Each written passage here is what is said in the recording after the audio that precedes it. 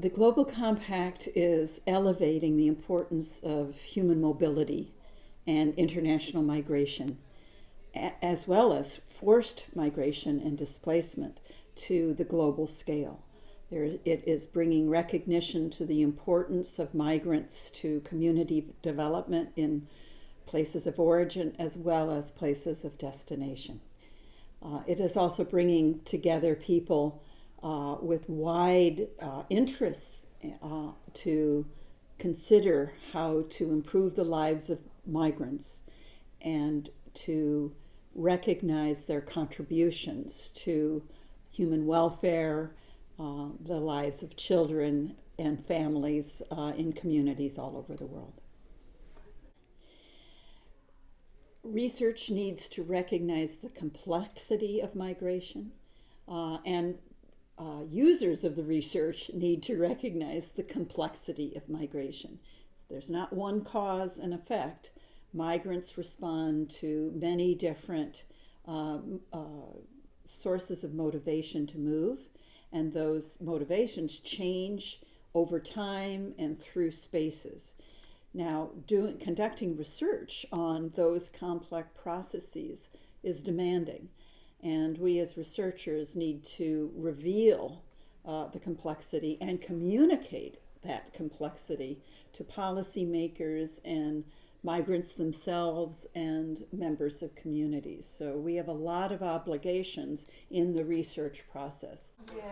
I think the important part is to watch and follow how it creates a sense of obligation out of a non-binding agreement.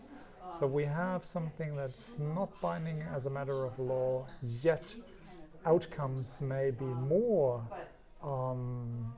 restraining for individuals at the receiving end than binding treaties.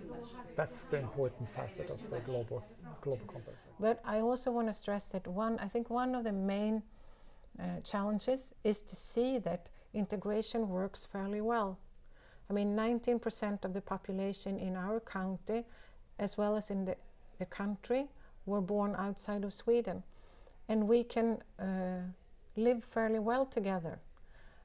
I think maybe some of the main issues or some of the main problems is that there is a growing socioeconomic difference, and that might be the problem more than living together with people from different countries and cultures.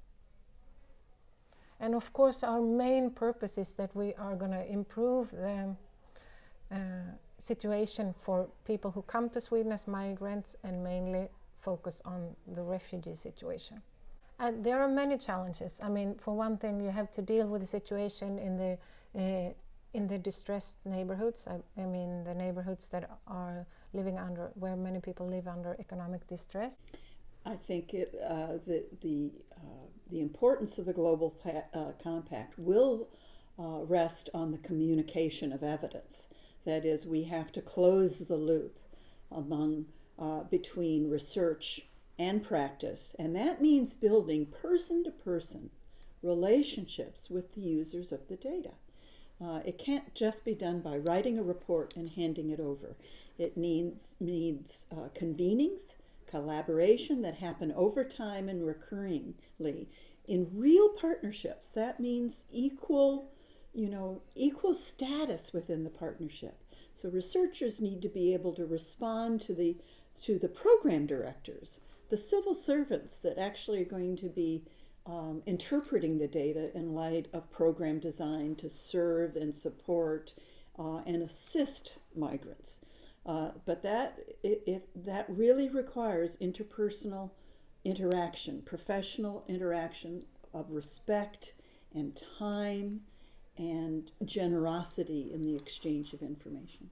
And ultimately what the needs are and the assets are and the aspirations and hopes and dreams are of the migrants themselves. So all of that has to kind of flow back and forth between and among people. That takes time.